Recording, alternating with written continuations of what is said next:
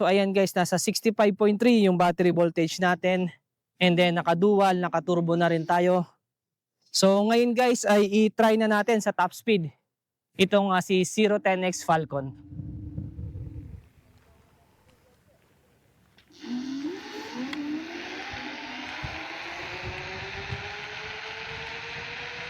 "47, 48, 52, 57, 63, 65, 67, 69, 70.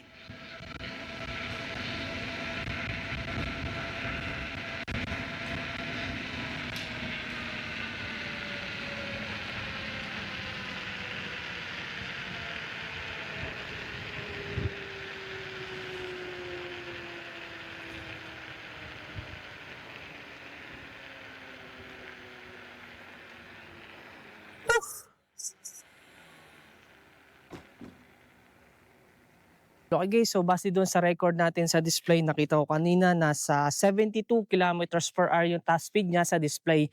Pero nun guys, nung binuksan ko about dito sa GPS naman, ayan yung record natin, nasa 65.5 kilometers per hour lang. So may effect din kasi guys yung lakas ng hangin.